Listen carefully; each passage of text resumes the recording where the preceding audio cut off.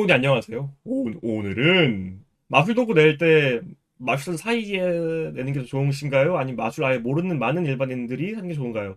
저는 지금까지 낸 마술 도구나 마술 책들의 목적은 마술사들만 샀으면 좋겠어요. 저는 마술 안 하시는 분들이 제 영상 보고 혹해가지고 재미있네? 한번 사볼까?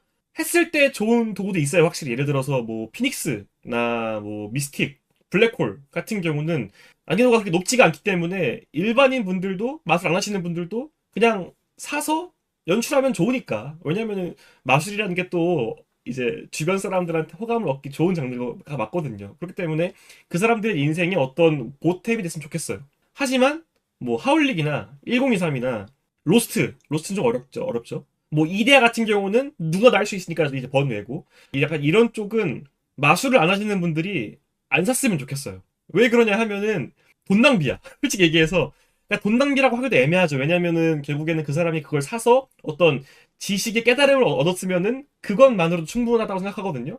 근데 이 세상 모든 사람들이 다 저같지 않다는 걸 알기 때문에 저는 제가 모르는 분야, 못하는 거를 구매해도 저는 그 예를 들어서 제가 물리학책을 구매했어요. 근데 물리학책 중에 이제 파인만의 빨간 책이라고 있는데 대학생들을 위한 물리학책이거든요. 제가 그거 한 5페이지 읽고 접었습니다. 너무 어려워서. 모르겠어. 근데 그게 한 권에 한 5만 원 해요.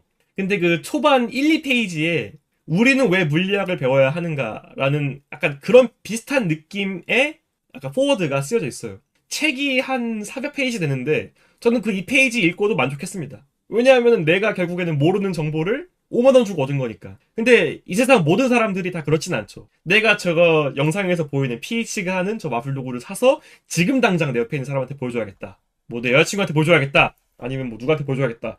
해서 구매하는 게 대부분일 거 아닙니까? 근데 막상 샀는데 너무 어렵거나 너무 난해하거나 속도 제한이 심하면은 실망하는 거예요. 그럼 돈 날리는 겁니다. 그러니까 이게 떻게 보면은 그 시점을 좀 바꿔야 돼요. 내가 어떤 마술 도구를 샀을 때 이거를 굳이 누군가한테 하는 게 중요하겠죠. 그거 중요한 거 맞는데 마술 도구를 샀을 때 어쨌든 간에 내 인생에 이득이 되게 만들려면은 여기서 얻은 지식을 가지고 앞으로 내가 뭘 할 수 있는가에 더 집중을 해야 돼요. 그렇지 않으면은 그냥 돈 날리는 거예요. 아, 그 책 있습니다. 아직도 제가 보여드릴게요. 이 책이거든요. Lectures on Physics. 제가 보면은 두께가 이만해요.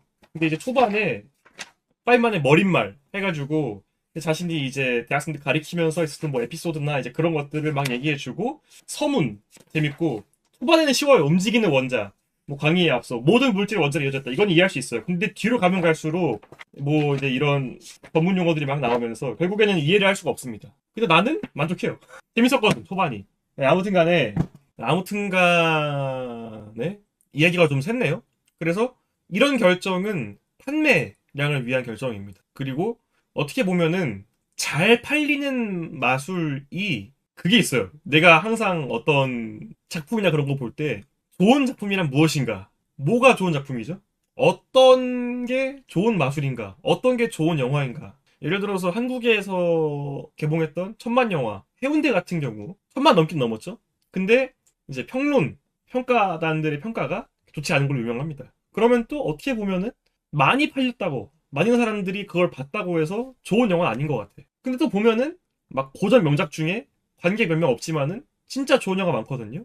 그럼 과연 뭐가 좋은 영화일까? 좋은 작품일까? 항상 고민을 합니다. 제 생각에는 가장 먼저 이야기되어야 하는 게 그 작품이 얼마나 오래 남았나, 어떤 작품이 좋은가 안 좋은가를 논해야 할 때 가장 첫 번째로 와야 되는 게 그게 얼마나 오랫동안 많은 사람들한테 사랑받았냐가 첫 번째로 들어오는 것 같아요. 특히나 이제 우리 마술계 입장에서는 예를 들어서 고전 명작 뭐가 있죠?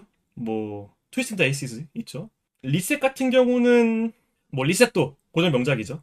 고무줄 마술 같은 경우는 뭐 크레이지 맨셋 핸드커프 그리고 그 이외에도 굉장히 많아요. 오랫동안 살아남은 거, 오랫동안 많은 사람들한테 사랑받은 마술은 좋은 마술이 맞는 것 같아요. 근데 이제 그런 게 있죠.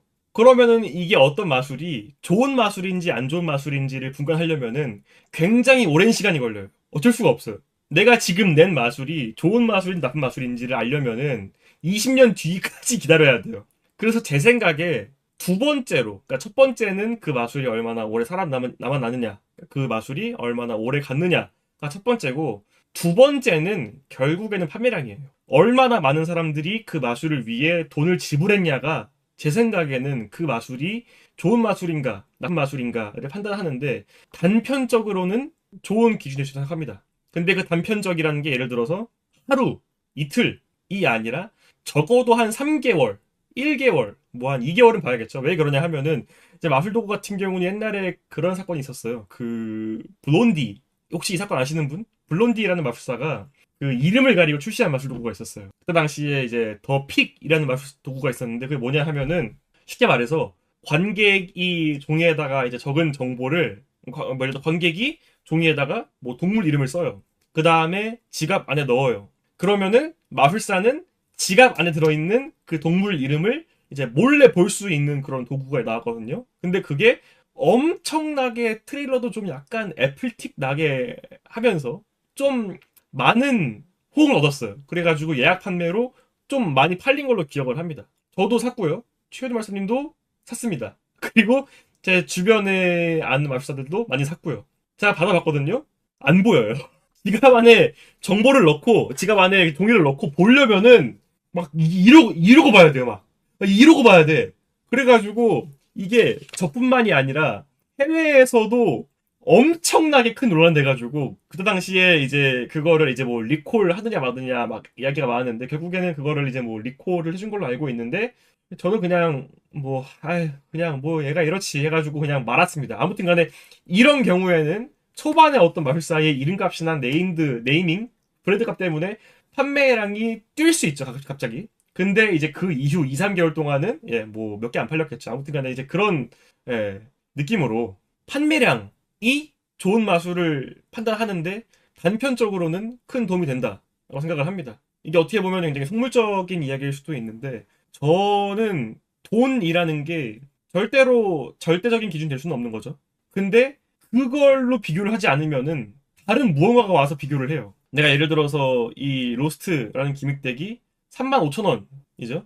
그러면은 35,000원을 벌기 위해서는 3시간 정도를 일을 해야 돼요. 대부분의 사람들이. 그게 뭐 회사원이든 뭐 편의점 알바를 하든 간에 2시간에서 3시간을 일을 해야 한다는 거잖아요. 내 두세 시간이랑 맞바꿀 고통인 거야.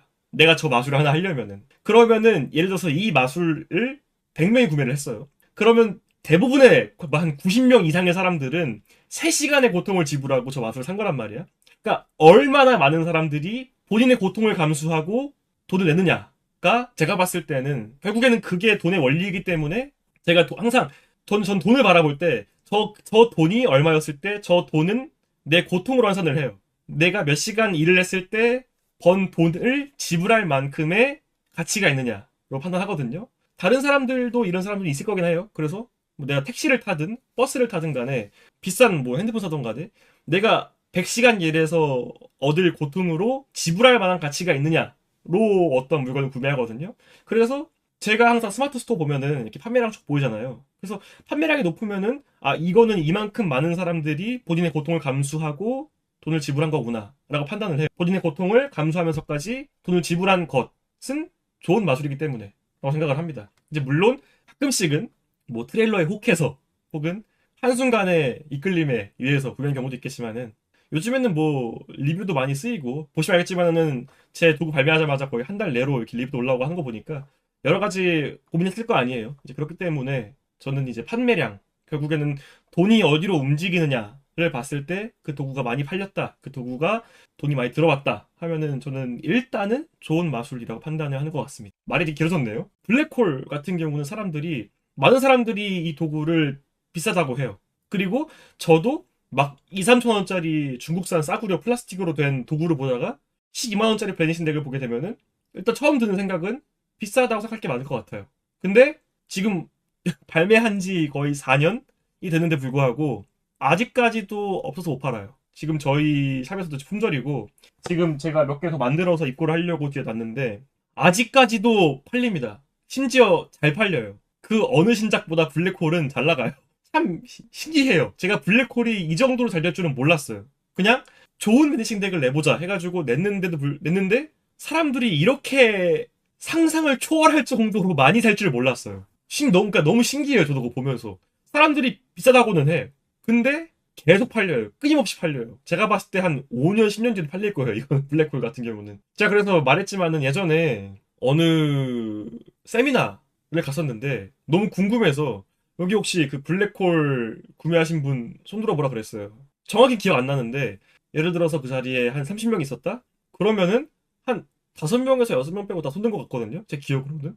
제가 놀란 게 뭐냐면은 그 자리에 25명이 블랙홀을 구매한 거에 놀란 게 아니라 5명이 아직 블랙홀이 없는 거에 놀랐어요. 내가 이렇게 많이 팔았는데 아직 없는 사람들이 있네? 근데 그럼 이 사람들도 블랙홀 또 살 거 아니에요?